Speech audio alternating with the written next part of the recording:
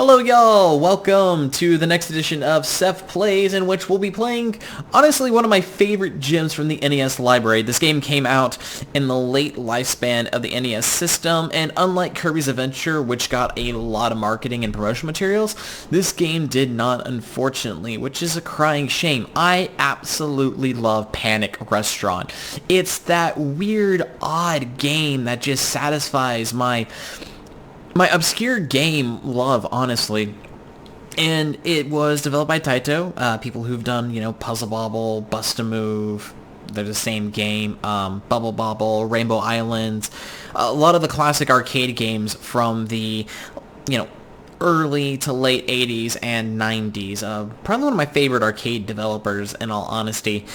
But we're not here to talk about Taito's amazing arcade heritage. We're talking about Panic Restaurant, and I can't really begin to talk about the game unless we cover the box art itself. And to understand the box art for Panic Restaurant, we really do have to talk about the box art for, well, honestly, everything, stretching from Japan to Europe and to the US box art, which is so dang weird.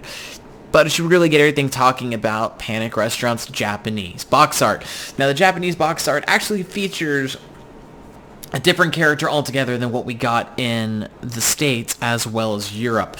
Japan, the chef that runs around this crazy world, is actually a younger chef than the much older, almost Chef Boyardee-esque looking type character that we got in the States and Europe.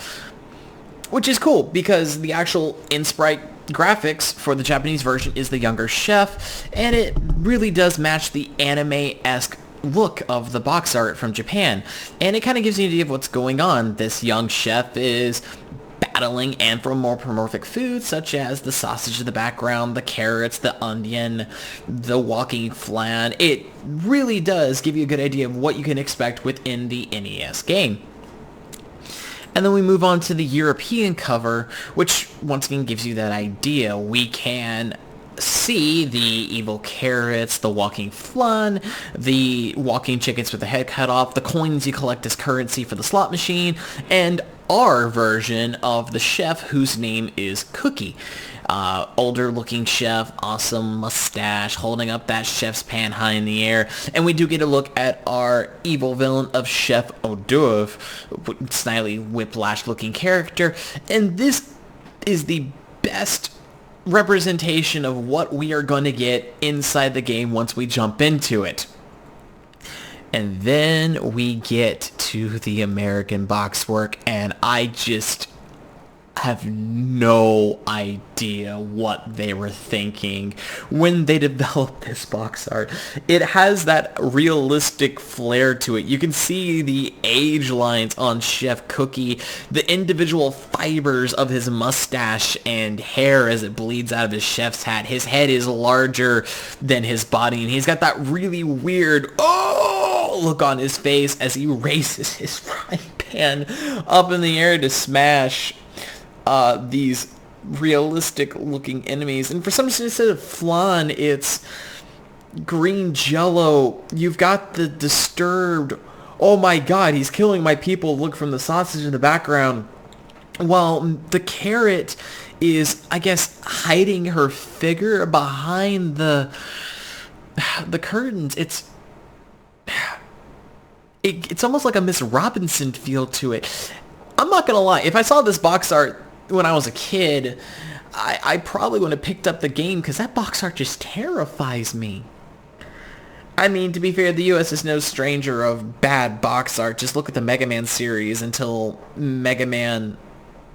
Honestly, 4 onward did we start getting, like, proper Mega Man box art, where we don't talk about bad box art Mega Man for 1, the weird box art for 2. 3 kind of had it, but not really. But that's all Mega Man. This is Panic Restaurant, but I just wanted to show y'all how weird and bizarre the box art is for this game. And I've realized I've just spent a lot of time talking, so let's just jump into the game itself.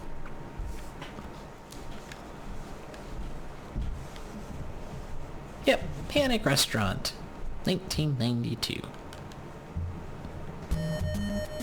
And here we have our valiant Chef Cookie going into his first day of his new restaurant, but... Evil pumpkin.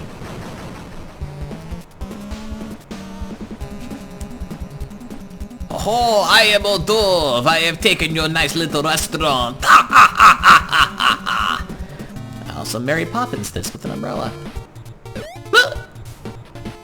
That's just downright imagine if you were minding your own business and you were being chased by an evil, chicken.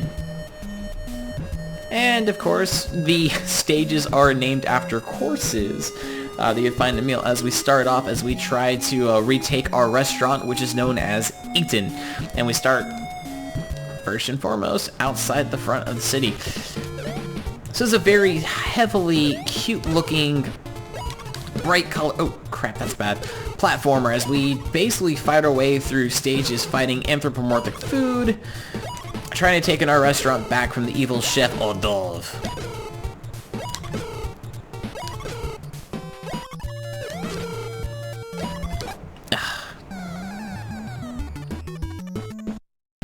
And the poor guy gets a heart attack.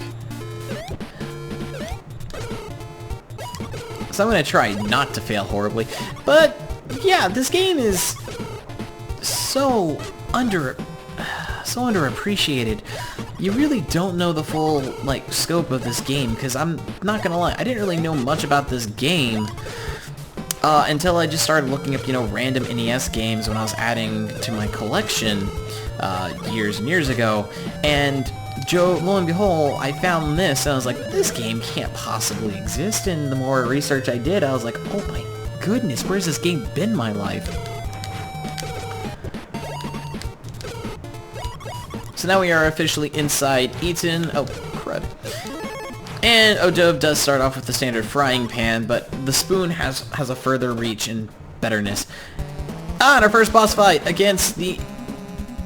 Oh no, I already messed that up.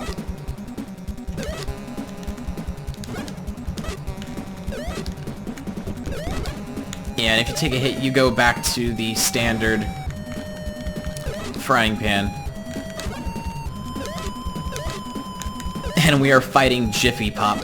Oh no!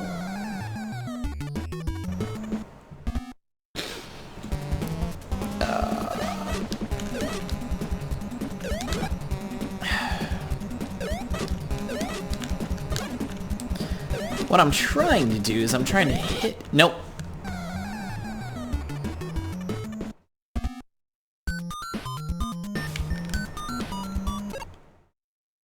Game over. Open. Ah.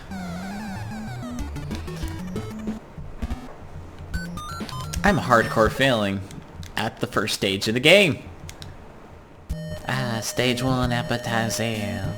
As the smooth course goes through your body, you realize exactly how feeble life is, and your attempts to make any further progress in the game.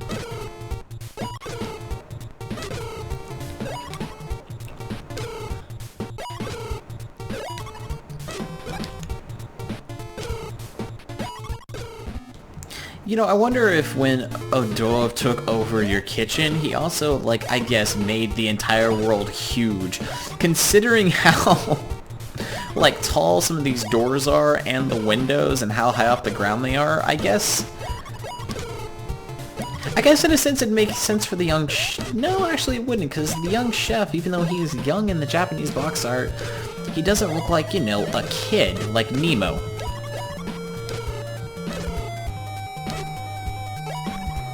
Okay, just, run inside. Not to mention when we have our amazing key to the restaurant, and look, there's a personal-sized door. And instantly, it's, big again.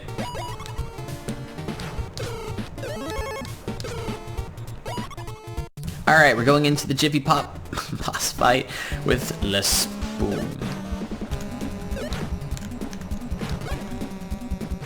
There we go.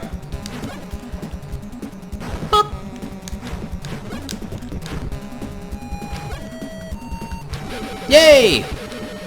We've killed the evil Jiffy Pop!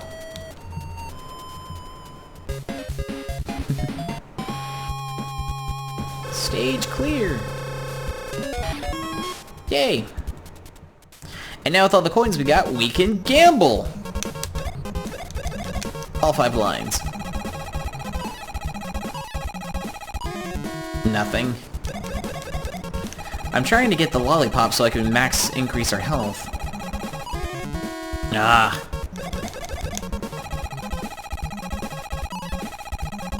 Slot machines.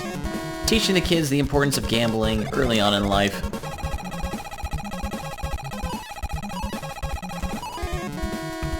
Really? Nothing? I'm having rotten luck. I've had more luck in Caesar's Palace on the Sega Genesis. Hey, there we go, extra life.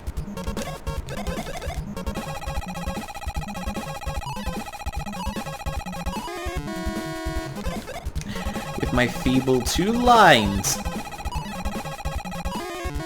Of course not. Stage 2, soup. Your choice from oven fresh baked potato or the most common of French onion soup. Its hotness slides down your throat as you make your way deeper into it.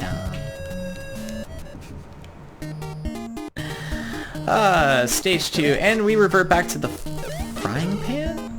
Oh well, I'm not gonna let that get to us, but now we're fighting evil flans and pizza. Also, I do love the music for this stage. Overall, the soundtrack for this game is just perfect. I feel this game has a lot of memorable tracks and stuff I still listen to on my media device. Uh-oh. Oh, that would have been bad. I would have been trapped in the elevator with falling pizza, and that would have been a guaranteed couple hits. Ultimately, my favorite weapon in this game ends up being the throwing plates. I like the distance they get. They are an arcing weapon, and personally in 8-bit gaming, arcing weapons are the devil. Catch the fish! Ready? Go! Alright, so there are many games in this. In this one, we got our retractable hook-o-matic. And our goal is to catch as many fish as we can and avoid the bombs.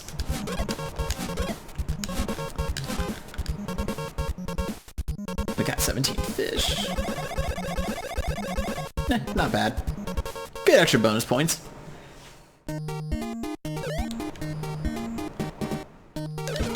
Oh, right, the onion. So the onions have layers.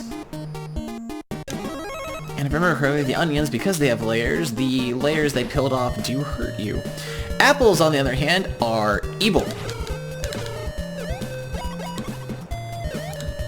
And with the lollipop item securely in our possession, we now have an extra hit, which will be very useful. Oh, crud. Oh, right, broken chandeliers that rain lightning. Ah, crap. No, there went my ugh!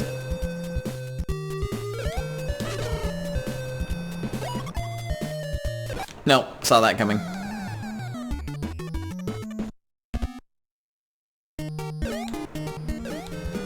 And we can't jump off ladders. Oh, thank God there's candy.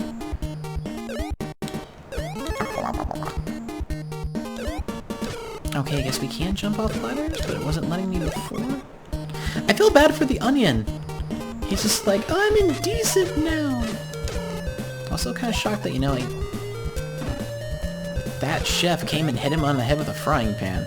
Ah, cool. Speaking of frying pans, we now have the invincibility pot.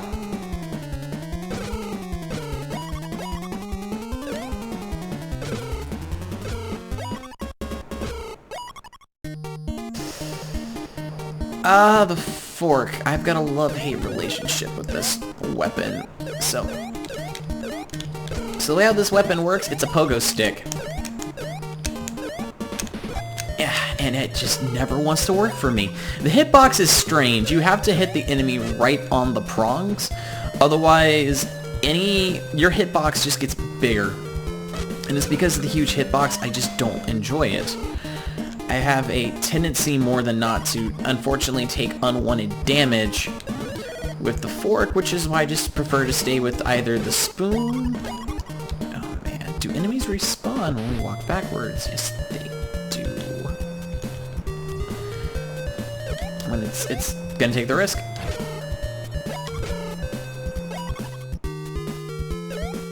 Ah! I want that extra hit, because I got a feeling we're going to a boss fight next.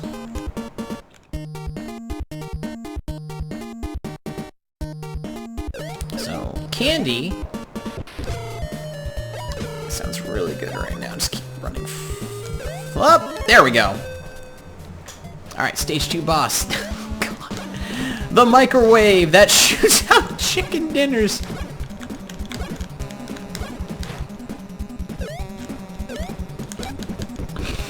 I should have just... And we also killed the chickens in the process. Oh, God, I love this game. I love this game because of the enemy variety and the amazing boss fights.